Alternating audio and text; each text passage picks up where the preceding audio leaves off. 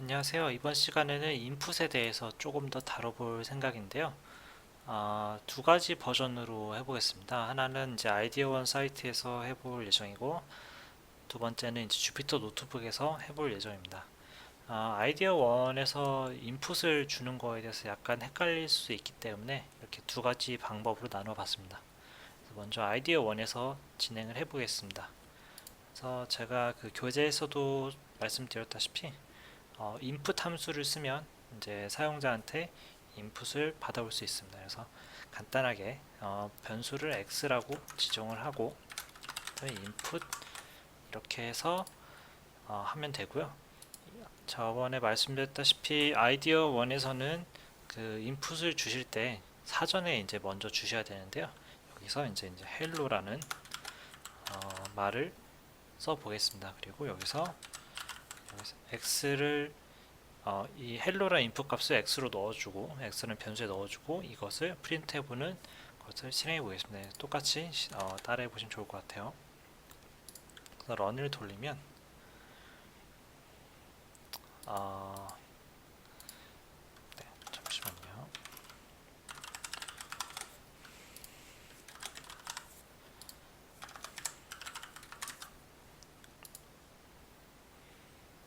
네,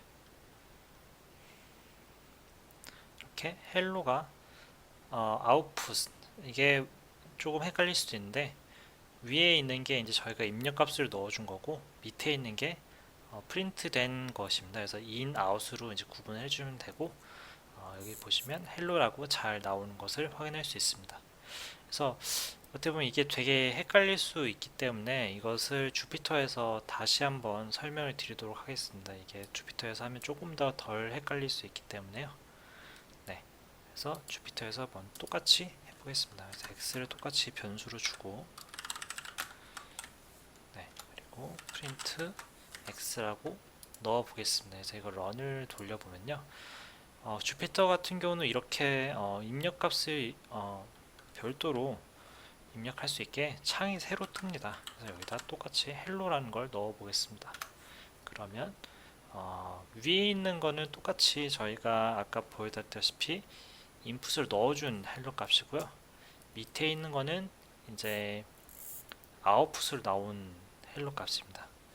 근데 이렇게 보면 너무 헷갈리시죠, 사실. 그래서 이거를 좀 안 헷갈리게 할 수 있는 방법이 하나 더 있습니다. 이게 뭐냐면 인풋 메시지를 요구할 때 이거를 어떤 거기에 어떤 인풋 메시지를 넣을지를 지정을 해줄 수 있거든요. 이것을 인풋 괄호 안에다가 어,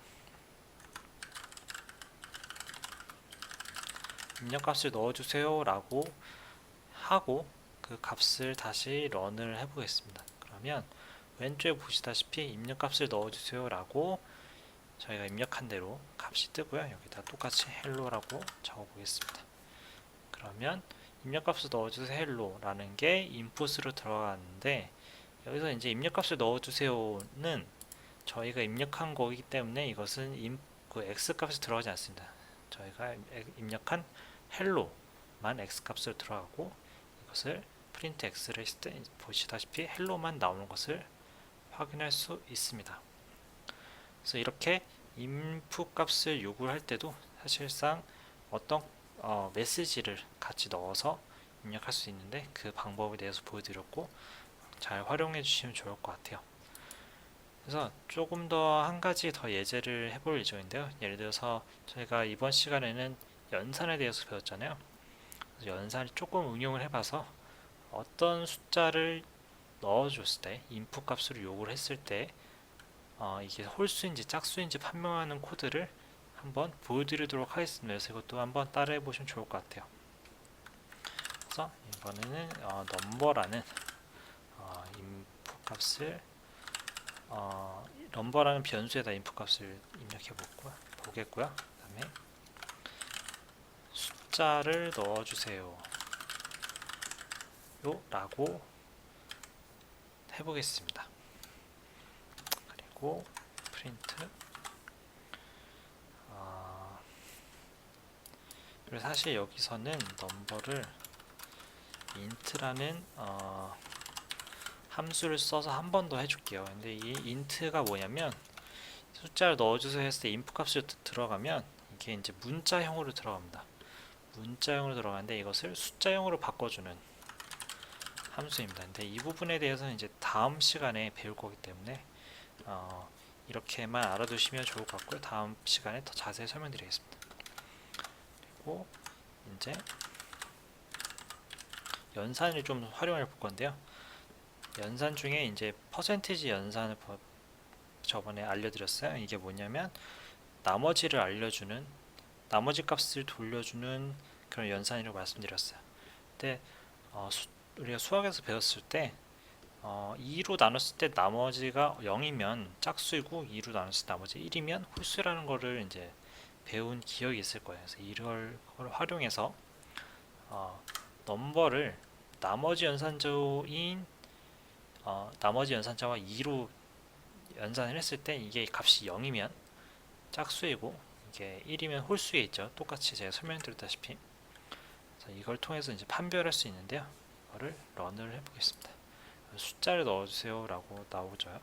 그럼 아무 숫자나 한번 넣어보겠습니다. 물론 뭐 큰 숫자는 작은 숫자는 아무 상관이 없습니다. 그래서 이거를 엔터를 치면 1이 나오죠. 이 숫자를 2로 나머지 연산을 했을 때 1이 나오죠. 그러면 홀수겠죠. 물론 이제 3으로 끝나니까 당연히 홀수인 걸 알 수 있겠지만 이렇게 나머지 연산자를 통해서 홀수인 것을 또 다시 한번 계산을 할 수 있습니다.